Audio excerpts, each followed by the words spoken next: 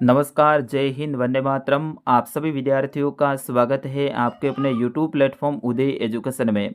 विद्यार्थियों, इस वीडियो में बात करेंगे 8वीं बोर्ड परीक्षा 2024 की दृष्टि से इम्पोर्टेंट कक्षा 8वीं के हिंदी विषय के पेपर के बारे में, जो कि इस बार आपके बोर्ड परीक्षा की दृष्टि से वेरी मोस्ट इम्पोर्टेंट रहने वाला है।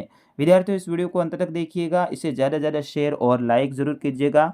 यहाँ पर जो मैं आपको प्रश्न पत्र बताने वाला हूँ, बिल्कुल आपके बोर्ड इस बार बोर्ड ने जो आपका मॉडल पेपर जारी किया है उसी पैटर्न पर आधारित रहेगा। और विद्यार्थियों, बिल्कुल ऐसा ही पेपर इस बार आपके बोर्ड के एग्ज़ाम में आने वाला है। तो इस वीडियो को अंत तक देखिएगा, इसे ज़्यादा से ज़्यादा शेयर ज़रूर कीजिएगा। और हाँ, अभी तक आपने हमारे चैनल को सब्सक्राइब नहीं किया है तो चैनल को सब्सक्राइब ज़रूर कर दीजिएगा। कक्षा 8 के सभी विषय के पेपर मैं इसी चैनल पर अपलोड कर रहा हूँ और बिल्कुल आपको काफ़ी फ़ायदा होने वाला है। तो विद्यार्थियों, चैनल को सब्सक्राइब ज़रूर कर दीजिए।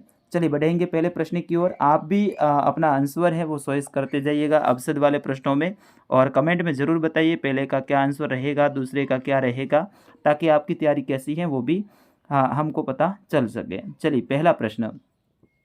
लेखक ने बस कंपनी के हिस्सेदार को देखा, क्रोध के भाव से, व्यंग्य के भाव से, दया के भाव से या फिर श्रद्धा के भाव से। तो कंपनी के जो हिस्सेदार है उनको कैसे देखा था? विद्यार्थियों, इसका सही आंसर होगा उन्हें देखा था दया के भाव से, यानी ऑप्शन स रहेगा इसका सही आंसर। अगला प्रश्न है, पानी ने अपने पूर्वज को बताया था नाइट्रोजन और कार्बन डाइऑक्साइड को, हाइड्रोजन और ऑक्सीजन को, समुद्र और पर्वत को, पृथ्वी और आकाश को। तो पानी ने अपना पूर्वज है वो किसे बताया था? तो विद्यार्थियों, इसका सही आंसर होगा हाइड्रोजन और ऑक्सीजन को बताया है। अगला प्रश्न है, माँ यशोदा ने कहा था कृष्ण तेरी चोटी नागिन की तरह भूमि पर लौटेगी यदि तू खूब कसरत करेगा, उबला हुआ पानी पिएगा, चोटी को रोज़ कढ़ाएगा और गुथाएगा, नहाएगा या फिर सुगंधित तेल लगाएगा। तो विद्यार्थियों, इसका सही आंसर क्या होगा? इसका सही आंसर होगा चोटी को रोज़ कढ़ाएगा, गुथाएगा और नहाएगा, तब तेरी चोटी है वो बड़ी होगी। अगला है, कबीर के अनुसार साधु से क्या पूछना चाहिए? उसका पता, उसकी आयु, उसकी जाति या फिर ज्ञान की बातें। तो विद्यार्थियों, उसका सही आंसर क्या होगा? कबीर के अनुसार साधु से उनकी जाति नहीं पूछनी चाहिए, उनके ज्ञान की बातें पूछनी चाहिए। तो ऑप्शन द रहेगा इसका सही आंसर, उनकी ज्ञान की बातें आपको पूछनी चाहिए। अगला प्रश्न है, बाज और सांप कहानी में बाज प्रतीक है साहस का, डर का, कायरता का, परतंत्रता का। तो विद्यार्थियों, इसका सही आंसर क्या होगा? बाज है वो साहस का प्रतीक है, क्योंकि बाज ने उड़ान भरी थी ऊपर। ठीक है, तो साहस का प्रतीक है, ऑप्शन अ रहेगा इसका सही आंसर। अगला प्रश्न है, तुम कहाँ जा रहे हो? वाक्य का प्रकार है तुम कहाँ जा रहे हो, इसमें कैसा वाक्य का प्रकार है? तो ये प्रश्नवाचक प्रकार है, तो ऑप्शन स रहेगा इसका सही आंसर, तुम कहाँ जा रहे हो, ये एक प्रश्न हो रहा है। अगला प्रश्न है 7वां, निम्न में से कृदंत प्रत्यय प्रयुक्त हुआ है। आपको बताना है कृदंत प्रत्यय है वो कौन से शब्द में प्रयुक्त हुआ है? मिठाई, ऊंचाई, चढ़ाई या फिर सफाई। आपको बताना है किस शब्द में इसका प्रयोग हुआ है। तो चढ़ाई में हुआ है, ऑप्शन स रहेगा इसका सही आंसर। और अंतिम आपका वस्तुनिष्ठ प्रश्न रहेगा अवसद वाला, सुदामा श्री कृष्ण के पास आए थे धन लेकर, खाली हाथ, हाथी लेकर या फिर सेना लेकर। तो वो खाली हाथ आए थे। ठीक है, तो ऑप्शन ब रहेगा इसका सही आंसर। आगे के प्रश्न संख्या 9 से 14 तक आपके अति लघुतरात्मक प्रश्न रहेंगे।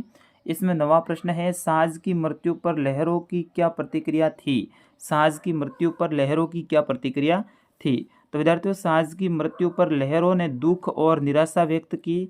उन्होंने अपने सीने से टकराकर मानो अपने दुख को व्यक्त किया और एक लंबी ठंडी सांस भी भरी। तो इस तरह से इसमें आपको बताना है। अगला प्रश्न है, साइकिल चलाना पुडुकोट्टई की महिलाओं के लिए क्या महत्व रखता था? तो विद्यार्थियों, साइकिल चलाना उन्हें स्वतंत्रता, गतिशीलता और आत्मनिर्भरता का अनुभव कराता था। उनके जीवन में नई क्रांति को लेकर ये साइकिल आई थी। ठीक है, वो अपने हिसाब से कहीं पर भी आ जा सकती थी, इससे आत्मनिर्भरता उनमें बढ़ी थी। अगला प्रश्न है, बूढ़ी नानियों के द्वारा सुनाई जाने वाली कहानियों का आखिरी हिस्सा अभी भी क्यों कहा जाता है? बूढ़ी नानियाँ जब कहानी सुनाती थी तो उसमें आखिरी हिस्सा है अभी भी, ऐसा क्यों कहा था उन्होंने? तो विद्यार्थियों इसका सही आंसर क्या होगा आप ज़रूर कमेंट करके बताइए। चलिए मैं आपको बताता हूँ। यह कहानी महिलाओं के जीवन और संघर्ष में आए बदलावों को दर्शाती है, जो अभी भी जारी है, इसीलिए वो अभी भी बोलते थे। अगला प्रश्न है आपका प्रश्न संख्या 12। अपने गांव पहुंचने पर सुदामा भ्रम में क्यों पड़ गए थे? क्योंकि उनको उनका गांव है द्वारिका जैसा लग रहा था, और उनके मन में हो रहा था कि कहीं मैं घूम के वापस द्वारिका तो नहीं आ गया हूँ, क्योंकि वास्तव में वहाँ पर श्री कृष्ण ने अपनी लीला दिखाई थी और उनके गांव को एकदम द्वारिका जैसा बना दिया था। इसीलिए अपने गांव में आने पर भी वो भ्रम में पड़ गए थे। 13वां प्रश्न है निम्नलिखित वाक्यों का अर्थ के आधार पर उनके प्रकार लिखिए। अर्थ के आधार पर वाक्यों के प्रकार आपको बताने हैं। बहुत इंपॉर्टेंट है विद्यार्थियों ये भी, जिसमें आपका फर्स्ट वाक्य रहेगा वैभव अंदर आ जाओ। इसका अर्थ क्या है? आज्ञावाचक वाक्य है। ये कैसा है? आज्ञावाचक। वैभव अंदर आ जाओ आज्ञा दे रहा है। और अगला है कामायनी महाकाव्य नहीं है, तो ये एक क्या है? निषेधवाचक वाक्य है। कैसा है? निषेधवाचक वाक्य है। फिर उसके बाद में अगले प्रश्न की ओर बढ़ेंगे। प्रश्न संख्या 14।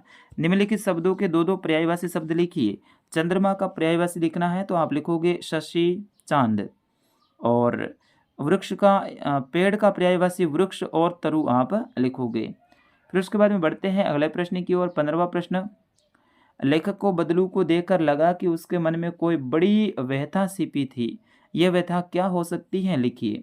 तो विद्यार्थियों लेखक को बदलू को देखकर लगा कि उनके मन में बड़ी व्यथा है, वो क्या हो सकती है? तो विद्यार्थियों वो व्यथा हो सकती है क्योंकि बदलू का पैतृक धंधा लाख की चूड़ियाँ बनाना था। इस मशीनी युग ने उनका धंधा छीन लिया था, उनको काम नहीं मिल रहा था, उनकी चूड़ियों को कोई खरीदार नहीं मिल रहा था। ऐसे में उनको लगता था कि भाई अपने ये जो हालत हुई है ये इस मशीनी युग के कारण हुई है। यही व्यथा उनके मन में थी। चलिए अगले प्रश्न की ओर बढ़ेंगे। अगला प्रश्न है साइकिल चलाना पुडुकोट्टी की महिलाओं के लिए इतना महत्वपूर्ण क्यों है? क्योंकि साइकिल चलाने से उनकी व्यक्तिगत आज़ादी है वो प्रदर्शित होती है, और वे अपने काम पर बिना किसी के सहारे आराम से स्वतंत्र रूप से आ जा सकती थी। किसी के ऊपर उनको निर्भर रहना नहीं पड़ता था। अगला प्रश्न है सप्रसंग व्याख्या कीजिए। आपको बताना है सबसे पहले ये किस पाठ से लिया गया है प्रसंग, फिर उसके बाद में आपको इसकी व्याख्या करनी है। किस ओर चले यह मत पूछो, चलना है बस इसीलिए चले, जग से उसका कुछ लिए चले, जग को अपना कुछ दिए चले, दो बात कही दो बात सुनी, कुछ हंसे फिर कुछ रोए, चक कर सुख दुख के घूंटों को हम एक भाव से पिए चले। इसका अर्थ बताना है और किस पाठ से लिया गया है वो भी आपको बताना है। 18वां प्रश्न है निम्नलिखित लोकोक्तियों को पढ़कर उनके अर्थ लिखिए और वाक्य में प्रयोग भी कीजिए। अंधे के आगे रोहे अपने नैना खोए, इसका अर्थ क्या होता है? तो किसी मूर्ख से सहायता मांगना व्यर्थ है। ठीक है। और दूसरा है न रहेगा बाँच न बजेगी बाँसुरी, यानी झगड़े की जड़ को ही खत्म कर देना चाहिए, इससे ना रहेगी बाँच और न रहेगी बाँसुरी। इस तरह से आपको इसमें बताना है। वाक्य प्रयोग भी करना है, एक एक लाइन में आप बना दीजिएगा। सड़क की भाषा का ज्ञान से आप क्या समझते हैं? अपने शब्दों में लिखिए। सड़क की भाषा का ज्ञान, इससे आप क्या समझते हैं? अपने शब्दों में लिखिए। अगला प्रश्न है स्वच्छ भारत योजना में आप अपना योगदान किस प्रकार दे सकते हैं, वो आपको बताना है। और 21वां प्रश्न है नीचे दिए गए कोष्टक में उचित शब्द का चयन कर रिक्त स्थान की पूर्ति करनी है। चलिए खाली जगह को भरना है, अभी भरते हैं अपन। पहला देखिए इसमें पेड़ पौधे पानी और पहाड़ बाँचते हैं, तो इसमें आपको पहाड़ लिखना है। ठीक है। झरती हुई पत्ती को थामने बैठा एक हाथ, इसमें थामने भरना है ये वाला। ठीक है। दूसरे में। और तीसरा है कह कबीर नहीं बीतती वही एक ही एक। और चौथा है ऐसे बेहाल बिवाइन सो पग उलटिए जाल लगे पुनि धोए, तो इसमें उलटिए लिखना है। और 5वें में आपको हलंधर लिखना है, और 6ठे में आपको धाम लिखना है। तो इस तरह से आपको इसमें रिक्त स्थान भरनी है।